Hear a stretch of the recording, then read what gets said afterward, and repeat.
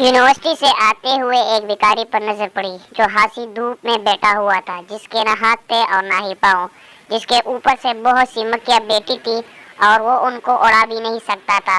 کچھ دیر بعد مجھ پر یہ انکشاف ہوا کہ وہ نہ بول سکتا ہے نہ ہی سن سکتا ہے۔ وہ بھیک مانگنے کے لیے تو بیٹھا تھا لیکن صدا لگانے کے قابل نہیں تھا۔ میں مسلسل اس کو دیکھتا اور یہ سوچتا رہا کہ اس بھکاری کی جگہ میں بھی تو ہو سکتا تھا، پھر اس کی جگہ پر میں کیوں نہیں؟ میں نے تو کبھی کوئی ایسا کام نہیں کیا جس کی وجہ سے میں اس حال میں نہیں۔ آخر میں کیوں نہیں اس جگہ پر؟ مجھے کیوں اللہ نے ویسا نہیں بنایا؟ وہ چاہتا تھا تو مجھے دنیا کا مظلوم ترین انسان بنا دیتا، پر اس نے نہیں بنایا۔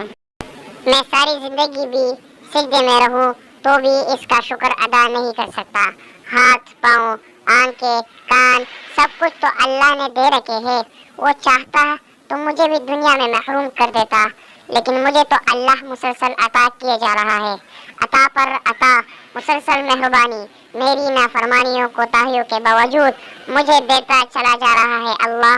اس سارے رحم و کرم کے بعد بھی میں شکر کیوں نہ کروں؟ ان آنکھوں کا جن سے میں دیکھ سکتا ہوں، اس زبان کا جس سے میں ذکر کر سکتا ہوں، ان ہاتھوں کا جس سے میں دعا مانگ سکتا ہوں، اللہ کی دی ہوئی ہر نعمت کا آخر ہم کیوں شکر ادا نہ کریں؟ اور شکر کا سب سے احسن طریقہ یہ ہے کہ ہم ابھی سے، آج سے اللہ کی اطاعت اور حضور نبی اکرم صلی اللہ علیہ وسلم کی غلامی کا عہد کر لیں پورے خلوص دل سے۔